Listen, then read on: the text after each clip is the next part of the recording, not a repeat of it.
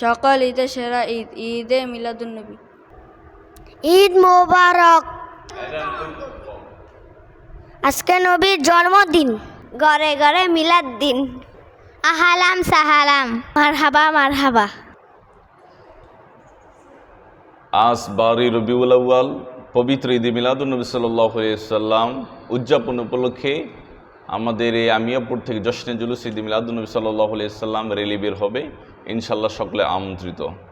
এই পবিত্র 12 রবিউল আউয়াল যখন আসে তখন আমাদেরকে একদল তোহমত দেয় যে আজকে নবী করিম সাল্লাল্লাহু আলাইহি সাল্লাম জন্মবার্ষিকী এবং মৃত্যুবার্ষিকী, কিন্তু আজকে আপনারা কেন শোক দিবস পালন করেন না? আরে বাবা, সাধারণ মানুষ যখন মারা যায় শরীয়ত সম্মত হুজুর আকরাম সাল্লাল্লাহু আলাইহি সাল্লাম বলেছেন তোমরা 3 দিন পর্যন্ত শোক পালন করো। 3 দিন শোক পালন করা হচ্ছে ওয়াজিব। আর আল্লাহর নবী রাহমাতাল লিল আলামিনকে, মায়ার নবীকে আমরা তো মরা নবী ভাবি না, আমরা তাকে জিন্দা নবী, নবী আন-নবী ওয়া আউলাউ বিল মুমিনিনা আনফুসিকুম ওয়া আজওয়াজুহুম ওয়া উম্মাহাতুম। নবী করিম সাল্লাল্লাহু আলাইহি সাল্লাম হচ্ছে আমাদের অন্তরের ভিতরে, কলবের ভিতরে, আমাদের নফসের ভিতরে আছেন আল্লাহর নবী রাহমাতাল লিল আলামিন।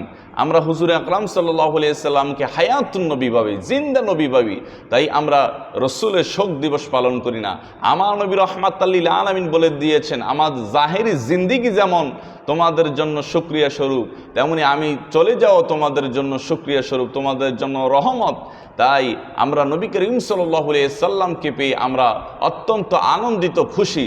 এবং অনেকে আমাদেরকে তোহমত লাগায় যে আপনারা পবিত্র ঈদুল ফিতরের ভিতরে 2 রাকাত নামাজ ওয়াজিব নামাজ এবং ঈদুল আজহার ভিতরে 2 রাকাত ওয়াজিব নামাজ, আপনারা কেন পবিত্র ঈদে মিলাদুন্নবী সাল্লাল্লাহু আলাইহি সাল্লাম উদযাপন উপলক্ষে আপনারা নামাজ পড়েন না?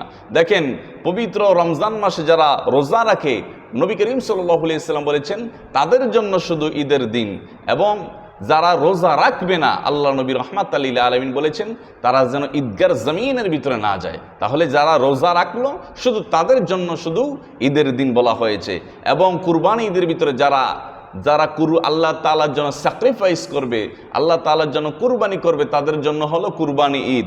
তাহলে বোঝা গেল যে কুরবানি ঈদও একটা মানুষের নির্দিষ্ট জন্য, এবং রোজার ঈদও কিছু মানুষের নির্দিষ্ট জন্য, এবং আরাফার ময়দানের ভিতরে যারা হাজিরা হজ করে শুধু তাদের জন্য হলো ঈদের দিন। শুক্রবার জুমার দিন হলো গরিব উম্মতের জন্য হজের দিন, ধনীদের জন্য হজের দিন না। শুক্রবার জুমার দিন ধনীদের জন্য হজের দিন না। তাহলে আমরা বুঝে গেলাম প্রত্যেকটা ঈদের এক একটা সেক্টর রয়েছে, কিন্তু আল্লাহ নবী রাহমাতাল লিল আলামিন দুনিয়ার জমিনের ভিতরে আসছেন পুরো কুল কায়নাতের নবী। আল্লাহ পাক রব্বুল আলামিন যেমন আলহামদুলিল্লাহি রাব্বিল আলামিন, তেমনি আমার নবী রাহমাতাল লিল আলামিন হলো ওমা আরসালনাকা ইল্লা রাহমাতাল লিল আলামিন।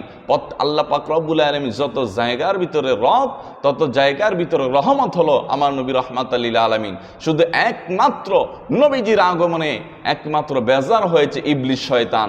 তাই এই বর্তমানে যারা নবীজির আগমনে খুশি উদযাপন করে না, নবীজি আগমনকে যারা বেয়াদাতি বলে, তারা হলো ইবলিস শয়তানের খালাতো ভাই।